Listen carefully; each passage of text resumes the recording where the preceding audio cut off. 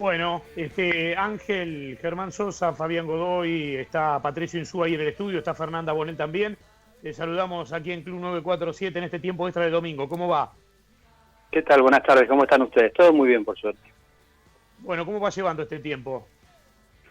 La verdad que tranquilo, yo, estoy cumpliendo, aparte del rol que cumplo acá en la Secretaría Técnica de AFA, estoy como asesor de Conmebol, así que yo justo volvía de Brasil el 13 de marzo, del partido de Flamengo, y bueno, justo se dio la circunstancia de que tanto el vicepresidente, creo, de Flamengo, y el técnico parecía que tenían coronavirus, y apenas llegamos acá, tanto Conmebol como AFA nos indicó la necesidad de que nos pusiéramos en cuarentena, así que bueno, a partir de ese 13 de marzo que estoy encerrado de alguna manera, saliendo cuando las cosas se permiten, hacer alguna compra cercana y por ahí ir a algún médico si tengo que ir, pero después la verdad que estoy tranquilo, estoy en casa, ocupando el tiempo, tengo una bicicleta, haciendo un poco de bicicleta fija, haciendo cosas por internet, estamos trabajando hace 3 semanas con los árbitros por Zoom, dando a todas las categorías de AFA, dando charlas de distintos tópicos.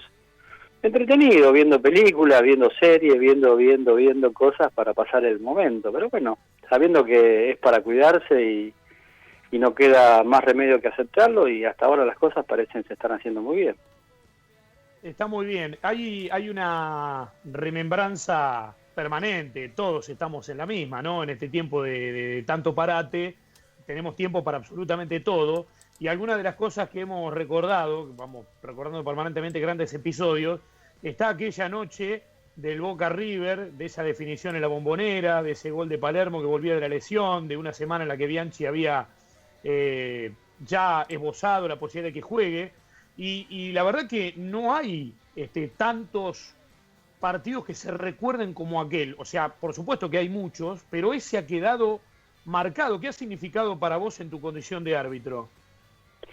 Mira, siempre digo lo mismo, es uno de los más importantes de mi carrera, está en el podio, no solo por todo lo que generó, sino también porque las cosas, gracias a Dios, salieron bien, y en un partido de esa característica es muy importante que las cosas salgan bien, así que la verdad que yo digo que fue un partido muy especial, que se vio como todos los Boca River, pero mucho más los que se juegan en Copa Libertadores, que hoy día es poco habitual que lo dirijan árbitros argentinos, pero bueno, con una semana previa, con mucha chicana futbolera, digamos, lo de Gallego diciéndole que si ponía Palermo, él ponía Francescoli, todas esas cosas que se fueron gestando en la previa, que hicieron del partido, que se generara con mucha ansiedad, y aparte con un fútbol dentro de lo que todos pretendemos, ¿no? Con dos hinchadas en la cancha, River tenía las dos bandejas superiores, la verdad que son de esos recuerdos que a uno le dan un poco de envidia y le dan pena que no podamos seguir viviéndolo. No digo hoy por la pandemia, pero sí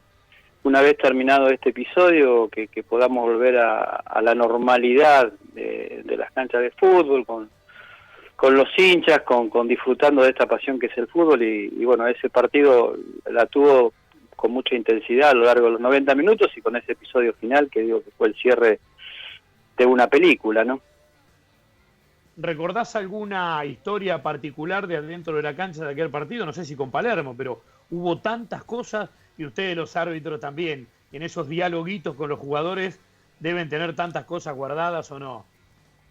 Mira, la verdad que me preguntaban lo mismo, toda la semana me estuvieron preguntando, y yo les decía que dentro de la ansiedad o de la angustia que generaba un partido, que era el partido de vuelta, y que eso sabían que uno de los dos equipos no continuaban en la Copa y todo eso, la verdad que fue un partido con mucha tranquilidad, y siempre, y fue mi característica a lo largo de mi carrera, tuve una muy buena relación con los protagonistas, ocupando el rol que me correspondía, así que no tuve, más allá de, qué sé yo, cuando cobré el penal, Trota pasó por al lado mío y me dijo, se tiró, y esas cosas habituales, pero se tiró y se fue porque sabía que se había mandado una bacana, digamos, no pasó más allá de eso, y la verdad que a uno le gusta que el fútbol se juegue de esa manera, ¿no? Que no tenga la necesidad de actuar desde el punto de vista del control del juego en forma disciplinaria. La única situación, y por doble amarilla, fue la expulsión sobre el final de Lombardi, ¿no? Fue un partido desde el punto de vista,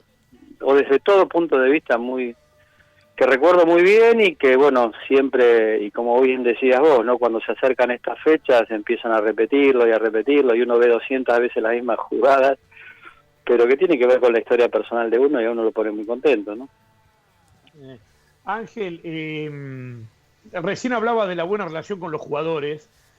Es inevitable preguntarte respecto de decisiones que se han tomado a nivel continental, ¿no? Estando vos también cerca de la Conmebol, que haya partidos que los dirijan árbitros extranjeros para, no sé, porque no van a sentirse tan presionados, porque van a ser más, van a estar más abstraídos tal vez de la cuestión, no sé dónde se esgrime la explicación, pero apareció en el escenario del fútbol del continente esto de que un Boca River lo dirige un colombiano, por ejemplo, o un paraguayo, qué sé yo, quien fuere.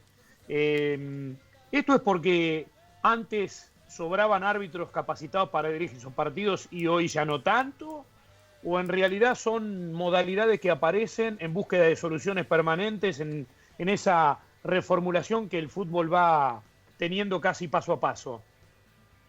Yo creo que también tiene que ver con una cuestión globalizante, digamos. Los árbitros argentinos dirigen los clásicos de Brasil y esto se va...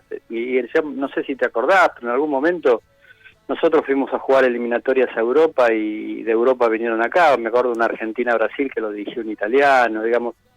A mí me parece que tanto en Argentina, y sabemos de la jerarquía de los árbitros argentinos, porque lo dirigen en el torneo local y no hay mucha diferencia ni desde el juego ni de la trascendencia, dirigen los River y Boca. Yo no creo que pase por eso. Yo creo que también tiene que ver con que vos, si tenés un inconveniente en un River y Boca en un partido de Copa, después ese árbitro por ahí lo eliminás de alguna manera para dirigir, no por un error, pero por ahí una decisión que haya generado algún tipo de debate o discusión, lo descartás para futuras competiciones con esos equipos, y por ahí me parece que también se busca por ese lado. No sé bien cuál fue el motivo, la verdad que a mí me gustó, me encantó y me encantaría que los árbitros de cada país pudieran dirigir, pero vivimos en una sociedad muy particular. En nuestra época yo terminé de dirigir ese partido, no tuve, la verdad no salía a la calle a hacer las compras, iba a comer a un restaurante y no tenía ningún tipo de inconveniente. Hoy no sé si se podría, hay mucha enfermedad, mucha violencia, mucha agresividad y bueno, por ahí también es una forma de resguardarnos de alguna manera de situaciones traumáticas, pero realmente no conozco el motivo, pero creo que sí que están plenamente capacitados los árbitros argentinos y también en Sudamérica hay muy buenos árbitros. Digo, he andado por muchos partidos en el exterior en estos últimos 2 años y hay muy buenos árbitros en el exterior también, así que me parece que tendrá que ver con una prueba y error y en la medida que se vayan dando las condiciones volverán a dirigir árbitros locales, eso lo irán midiendo la Conmebol, que es la que tiene la disponibilidad para los árbitros. Yo te lo quería preguntar porque siempre fuiste un árbitro defensor de los árbitros en el sentido literal de las cuestiones que tiene que atravesar un árbitro y de la necesidad de entender a un árbitro en su postura, ¿no? Y no criticar. Yo todavía recuerdo aquel cruce que tuviste, creo que fue Jorge Martínez, en pleno campo de juego, que él estaba cuestionando un poco en la televisión tu arbitraje y vos lo escuchaste y fuiste y le dijiste, nada, tirate, no sé, no me acuerdo cómo fue, pero algo así, tiraste mal los centros, que yo como diciendo, mirá si yo hago lo mismo con vos. Te desbordan todo, Martínez. ¿Cómo? Marcá bien que te desbordan todo, Martínez, en vez de criticar a los árbitros. Esa vez. Pero era una época distinta, ¿no? Antes había cosas. Hoy los árbitros, desde el punto de vista del control, están más condicionados por las imágenes y nosotros por ahí teníamos otra característica, éramos más, de alguna manera, contemplativos en algunos aspectos porque entendíamos un poco más las situaciones de los jugadores. Hoy en día el árbitro no tiene mucho margen, hay mucho control, hay muchas consideraciones que el árbitro tiene que aplicar dentro de un campo de juego y eso le resta quizá alguna posibilidad de manejo, de conducción que en otra época teníamos. Hoy sería casi imposible que ocurriera una situación de ese tipo y sería muy mal visto, digamos, si eso ocurriera. Pero bueno, en definitiva, el árbitro ya sabe cuáles son las reglas de juego, sabe a qué está expuesto y sabe que en general es el chivo expiatorio. Lo fue, lo es y lo seguirá siendo a lo largo del tiempo de frustraciones y fracasos de los protagonistas. Pero bueno, es la ley del árbitro y hay que aprender a convivir con eso, ¿no? Igual eso va a ir cambiando a partir de que el árbitro, casi son un equipo más, un tercer equipo en cancha, entre los tres de la cancha, los del VAR, si sumamos los que estaban atrás del arco en algún momento, que en Italia eso fue una modalidad que se proliferó, digamos que casi hay 11 árbitros en un campo de juego. Pero bueno, Fabián Godoy, nuestro compañero que está en su casa, también tiene seguramente alguna consulta. Fabi. ¿Cómo andás, Ángel? Tanto tiempo, ¿todo bien? ¿Qué haces, Fabián? Todo muy bien, por suerte, la verdad que todo bárbaro. Bueno, sabés que yo también estuve el día del muletazo, me tocó hacer campo de juego, y cómo pasa el tiempo tan rápido de un montón de cosas, ¿no? Digo, la sensación que tuviste en ese partido, ¿después la volviste a sentir en el Mundial? Porque 2 años después te tocó dirigir una Copa del Mundo. ¿Son sensaciones distintas o se pareció mucho a la adrenalina que viviste ese día? No, es muy distinto.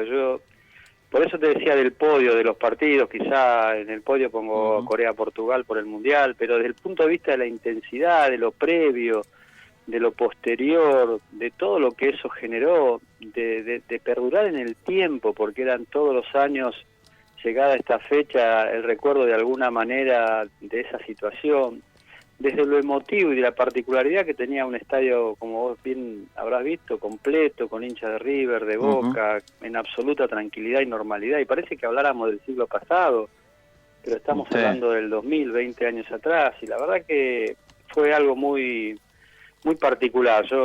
Hay montones de cosas y situaciones, me acuerdo además, me comuniqué con Claudio Rossi, que fue uno de los asistentes, Darío García el otro, porque también me preguntan, viste, si yo vi el caño de Yepes en ese momento, de Riquelme a Yepes en ese momento. Sí. La verdad, en ese momento pensé que Yepes iba a hacer algo que tenía que ver con comerse un caño, pero no, con caballerosidad, se la bancó.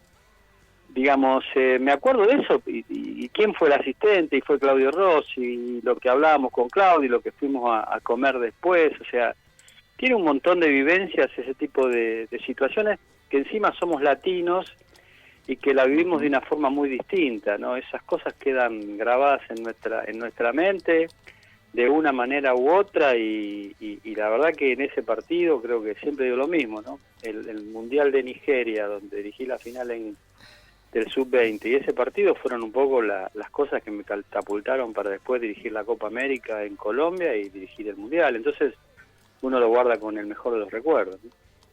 Ángel, me equivoco si marco que, entre Facundo Tello y Fernando Rapalini son aquellos que pican en punta pensando en un recambio para Pitana, hablando justamente del próximo Mundial. Obviamente todo tiene que volver a la normalidad. Hay muchas cosas que deben pasar, hay muchos partidos que se deben jugar y hay mucho prestigio que muchos árbitros ponen en cada partido cuando les toca dirigir. Pero ese es el perfil un poco apuntado desde la AFA, Ángel, de poder tener en ellos quizás a los que puedan ser ese reemplazo de un Pitana que no sé si a algunos les sorprendió que haya llegado a tanto, pero que sí por ahí a nivel interno es mucho más discutido que a nivel externo. Es decir, en FIFA están encantados por la manera de dirigir de Pitana y en el país por ahí se lo cuestiona un poquito más. Vos antes hablabas del equipo arbitral y creo que el gran mérito de Néstor, y creo que en los últimos años en Argentina también fue un poco más considerado. Después de la vuelta del segundo mundial se lo tuvo mucho más en consideración. Creo que la gran virtud de Néstor fue formar un equipo con Maidana y Juan Pablo Velati que hicieron de una actuación arbitral, la de un equipo arbitral que fue realmente muy, muy, muy valorado. Ambos, digamos, el Pato Lustó y Mauro, que si no es el mejor VAR del mundo, está ahí nomás, muestran el nivel y jerarquía de nuestro fútbol en el aspecto arbitral.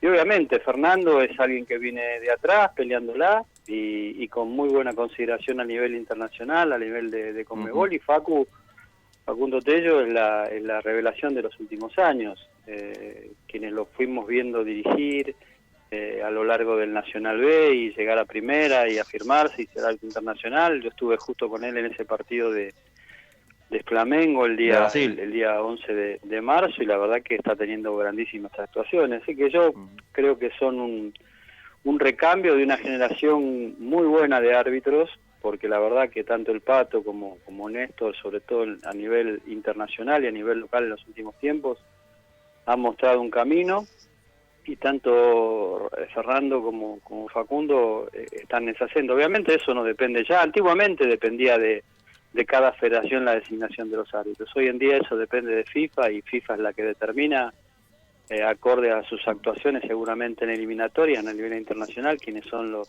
potables para participar en la Copa del Mundo. Falta mucho, pero no tanto, pero creo que si Argentina tiene la chance de enviar un árbitro a través de una designación de FIFA, estará en ellos esa posibilidad.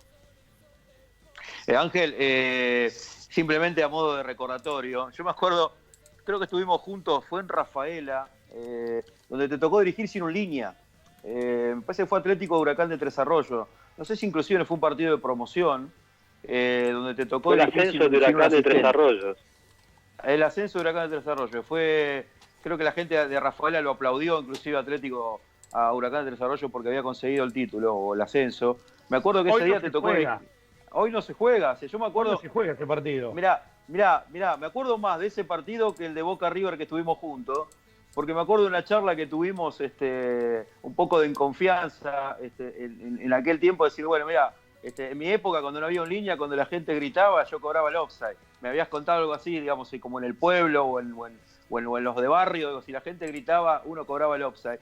Y ahí estaba en juego un ascenso, Ángel. Me acuerdo que, no sé qué pasó con el línea, pero te tocó trabajar. Fue así el tema era que yo era el cuarto árbitro, el árbitro era Gabriel Favale. Yo era el cuarto árbitro y faltó un asistente, y yo tuve que hacer de asistente en ese partido. Porque era una final, o sea, el equipo ascendía a Rafaela, o quedaba Rafaela, o ascendía a Huracán de Tres Arroyos. Claro. Y faltó un asistente, entonces que yo era el cuarto árbitro de Gaby, de Favale, y yo le hice de asistente. Y la anécdota que te cuento es una anécdota que contaba un viejo árbitro, que nos decía que cuando toda la gente que está atrás de uno grita offside, dice, tanta gente equivocada no puede haber, levantá la bandera. Era una historia de aquellas épocas. Hoy sería imposible, te imaginás que nos están midiendo de un centímetro, y bueno, pero era otra época, había una sola cámara, la cámara se llamaba 1 también en aquella época, no tengo ni idea, pero había una sola cámara y nadie, en la época de don Arturo Iturral, de esos grandes monstruos que tuvo el arbitraje argentino, evidentemente ese tipo de cuestiones eran menores, no se tomaba tanto recaudo como hoy en día. Qué bárbaro. ¿Pato? Sí, lo quiero llevar a Ángel otra vez un poquito para atrás a dos momentos. El primero, Ángel, que te quiero preguntar tiene que ver con lo que estabas hablando de aquel partido del cual hoy se cumplen 20 años, pero te quiero preguntar ¿cuándo te enteraste, cómo te enteraste de que ibas a dirigir ese partido y cómo fue el momento de llegar a la cancha? Mira, las designaciones de Conmebol siempre fueron una semana antes, o sea, uno se enteraba en aquel momento un tiempo antes de la designación. Y yo la verdad que nunca fui demasiado conflictivo para ir a las canchas, ¿no? A pesar de que teníamos la posibilidad, mirá la diferencia, ¿no? A pesar de que teníamos la posibilidad de ir a las comisarías y dejar el auto ahí, yo fui con el auto a la cancha.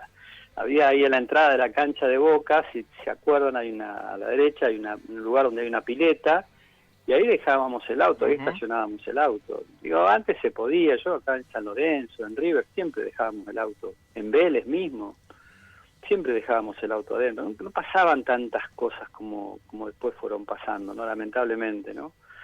Pero bueno, habrá que adecuarse, pero la verdad que fue una semana previa intensa, y ya te digo, siempre digo, cuando a uno le llega una designación de ese tipo, uno empieza a vislumbrar el partido desde la designación, uno empieza a imaginárselo el partido. Y me acuerdo que hasta Juan Carlos Lustó, el papá de Patricio, creo que fue en ese partido que mandó un mail, un fax, mirá de la época que estoy, un fax creo que me mandó, con los jugadores, las parejas, mirá, parece que estuviera, bueno, pero no sé si me acuerdo de los celulares en esa época, en el 2000. No. ¿Vos te imaginás ese partido con redes sociales, Ángel? Lo que hubiese sido. No, una locura, pero bueno, qué sé yo. Lo disfruté mucho, la verdad que y hoy y el otro día me recordaban anécdotas de ese partido que me acuerdo que y salió en el diario, en el Olé, que Juan Baba me llamó y me decía que se había emocionado con mi arbitraje. Yo lo cargaba, que vos te emocionaste por otra cosa, le decía.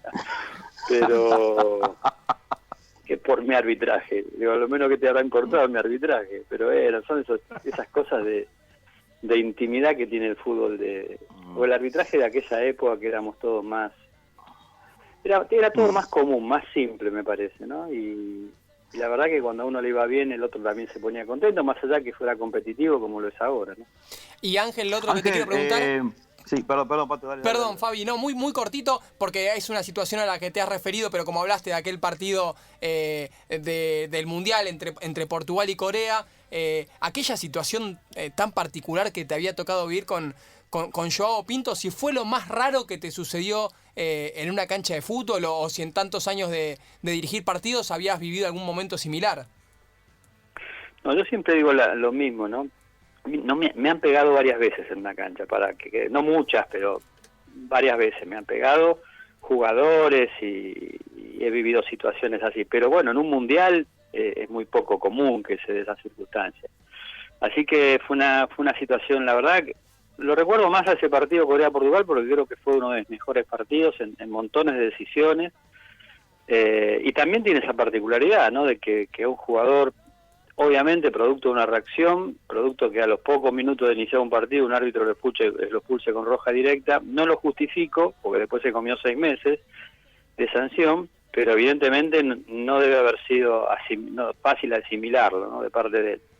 Así que fue un episodio bastante particular, y después, como cuando llegué a Buenos Aires, FIFA me citó para ir a declarar allá a Zurich, a la casa de FIFA. Evidentemente siempre hago el mismo chiste de que le agradezco a Joao Pinto, porque si no nunca hubiera conocido Zurich ni Suiza, porque me llevaron allá una semana en medio de una montaña, con teleférico, un hotel 5 estrellas, todo pago, con viático, con todo, y todo gracias a Joao Pinto, porque si no me hubiera pegado yo no hubiera estado ahí. Así que en el fondo, más allá de las 6 fechas que se comió, siempre el agradecimiento eterno. Es más, me encontré con él porque creo que estaba como delegado deportivo no hace mucho tiempo, como delegado deportivo de la selección portuguesa. Así que, pero bueno, no hay rencor, no guardo rencor para nadie. Tranquilo, yo soy un tipo tranquilo. Mira, muchos de los jugadores con los que por ahí tuve algún tipo de episodio, cuando vos los ves en eventos o vamos a partidos solidarios o hace las cosas que uno, terminás riéndote de lo que pasó en ese momento, porque el fútbol genera pasión, genera ansiedad y a veces reacciones que no son lógicas. Me pasó con mi último partido del 31 de marzo del 2006, Saja me puteó de arriba abajo, y yo después, Saja en San Lorenzo, ¿no? El primer partido que gana el Cholo Simeone como técnico de Racing. Y después me encontré 200 veces con Saja y nos reíamos de esa situación, porque son situaciones que tienen que ver con haber perdido un partido, con una reacción en ese momento, pero que obviamente un tipo normal no la haría, y en esos momentos con la adrenalina al 1000 por 1000, obviamente por ahí reacciona de esa forma, pero son episodios con los cuales el árbitro tiene que convivir y aprender a convivir. Ángel, cortito te quiero hacer una pregunta para el cierre, supongo, porque esta semana hice una entrevista con varios árbitros y charlé mucho con Germán Delfino sobre su salida a nivel internacional, y me confesó que le costó mucho recuperarse anímicamente, pero que tiene mucha fe de que va a volver a ser internacional.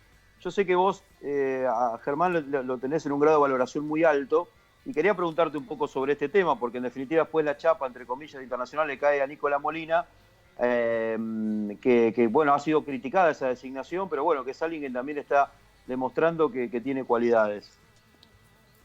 Mira, son situaciones arbitrales que se dan, y yo confío que Germán la va a pelear por condiciones y por temperamento y por forma de ser, porque tengo mucha cercanía con él, de la misma forma que sé que Nico va a fortalecer su imagen, porque tiene muchísimas condiciones técnicas y esto le cayó en un momento justo. Pero bueno, esto es lo bueno de esto y que se generó a través de esta última, la gestión que estamos ahora encaminando, es que fue muy claro Federico, las chapas ya no son de por vida como eran en mi época, digamos. Acá hay que ganársela todos los años y está bueno porque eso genera una competencia sana y está bueno que así sea. Así que yo creo que Germán, como bien te dijo él, la va a pelear, porque obviamente tanto las condiciones como la fortaleza anímica, que en principio no estuvo bien, porque no es fácil una situación de ese tipo, pero hoy yo lo veo íntegro, lo veo entero, y lo veo con ganas de pelear, y también el merecimiento de Nico, ¿no? Siempre yo lo comparo mucho con un cambio, ¿viste? Cuando sale el delantero y él sale enojado porque entra el compañero, bueno. Acá no se dio esa circunstancia porque él no se enojó porque entrará Nico, pero obviamente el dolor de salir le generó algún tipo de malestar. Pero bueno, se recuperó rápidamente, volvió a dar lo que él daba habitualmente en un campo de juego y seguramente la peleará para volver a estar porque es joven y tiene toda la chance para volver. Ángel, como para despedirte, 2 o 3 cuestiones muy cortitas. Una, con respecto al Mundial de Japón y Corea del Sur en 2002, Argentina se fue muy pronto y uno esperaba que tuvieras más tiempo en el Mundial, como ha pasado con otros árbitros. Y sin embargo, te viniste bastante rápido. A propósito de eso de Joao Pinto y todo lo que pasó, ¿no sentí que a vos también te perjudicó eso? En el fondo sé que no. Es muy difícil de contar cosas que uno se entera después de las cosas que pasaron, porque yo salí del meeting posterior al partido de Corea-Portugal, felicitado por árbitros y por el instructor del partido, por el asesor del partido. Y fui a Japón a declarar y en Japón me dijeron, ¿por qué no vino con sus cosas y él se va a quedar? Pero evidentemente después hubo algún tipo de manejo que uno después se puede ir enterando, suponiendo algunas cosas que me terminaron perjudicando. Tanto es así que dejaron al árbitro brasileño que no pudo dirigir nunca más. Entonces, pero bueno, ya está. Yo te digo la verdad, dirigir una Copa del Mundo es lo más importante que le puede pasar a un árbitro. Y uno va a dirigir un partido. Y me tocaron 2 y para ahora te digo, la satisfacción de que el segundo fue uno de los mejores partidos que dirigí en mi carrera y eso me da la tranquilidad.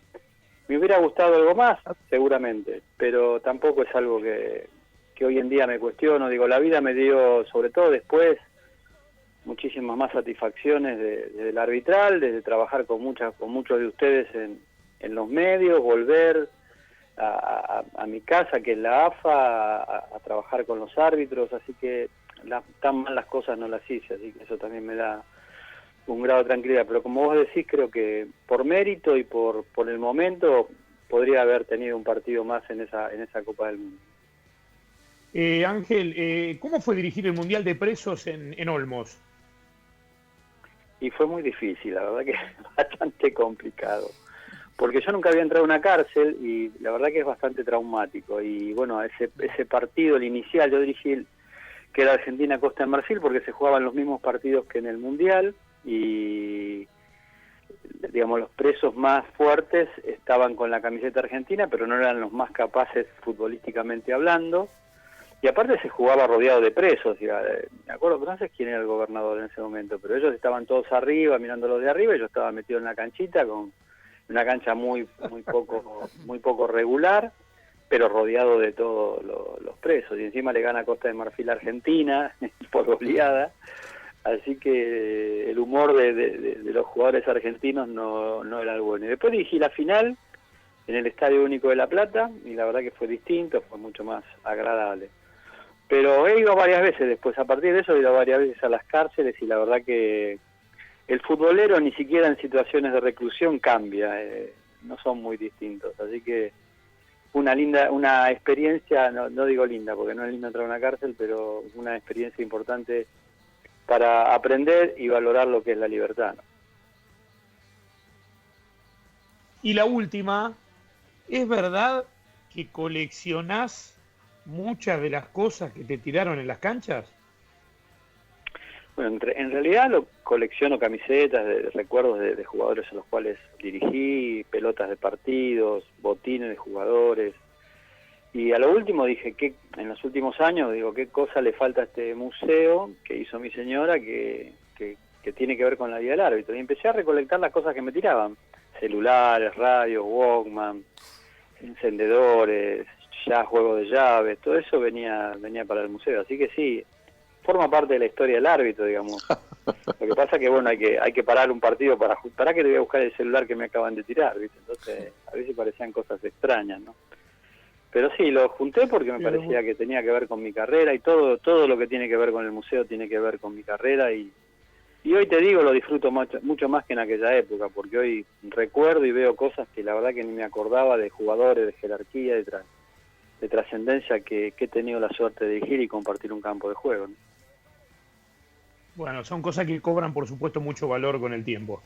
Desde ya te agradecemos este rato, porque por supuesto que esta remembranza de aquel partido tan particular, por supuesto pero nos ha permitido como excusa también charlar de muchas otras cuestiones que tienen que ver, algunas con la actualidad, otras con el pasado, pero bienvenido sea que en este tiempo de parate podamos mirar un poco para atrás y ver qué camino se ha recorrido. Un gran abrazo y gracias por este rato. Un abrazo para todos ustedes, un saludo para sus oyentes y a cuidarse mucho. Igualmente. Ángel Sánchez, ¿sí? El exárbitro, hoy trabajando activamente como asesor en Conmebol, en AFA, bueno, por supuesto con toda su experiencia, es un invalorable aporte para la parte arbitral del país y del continente. Me olvidé preguntarle si el radiólogo está durmiendo la siesta, como el técnico de Bianchi. Pero bueno, qué sé yo, ya no faltará oportunidad. Era radiólogo Ángel Sánchez, si mal no recuerdo, ¿no? Fabi, vos por ahí te acuerdas más. No me acordaba, ¿eh? ¿Sabes que no me acordaba?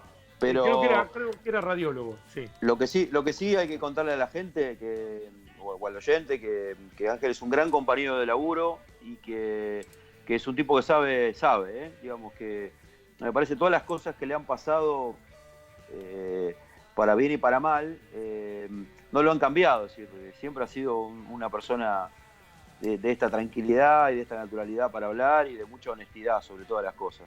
Y creo que hay una camada de árbitros que empiezan a parecerse mucho a aquellas camadas que él decía de que cuando yo estoy contento porque a vos te fue bien, te lo hago comunicar, te llamo y te digo, Germán, te felicito porque te toca relatar la final del mundo, y si lo haces vos es como lo hiciera yo. Lo he notado en estos días que me ha tocado hacer una pequeña entrevista con varios árbitros que están todos muy contentos con determinados logros de una persona. Rapalini dirigió la Recopa y están contentos porque la Molina es internacional, y hasta el propio Delfino lo apoya y lo banca, y la chapita de él es la que tenía Delfino antes. Me parece que hay una especie de nueva camada que se está pareciendo mucho a aquella de Lustó, de Espósito, de aquella época, que después vienen las de Ángel Sánchez, Baba y demás, que eran tipos más de códigos, ¿no? Yo siempre digo lo mismo, en el arbitraje los corruptos ya no están, lo que puede haber es buenos o malos árbitros, pero los tipos que metían la mano en el bolsillo ya no están en el arbitraje. El propio arbitraje los expulsó y el propio arbitraje los fue tirando contra la banquina y sacándolos del sistema. Lo que hoy se puede debatir es la idoneidad, porque hay mucho partido, entonces no todos los árbitros terminan de consolidarse y muchos de ellos todavía tienen algunas dificultades para hacerlo, pero en su gran mayoría hay muy buen nivel arbitral y sigue siendo el arbitraje argentino muy admirado en el resto del continente.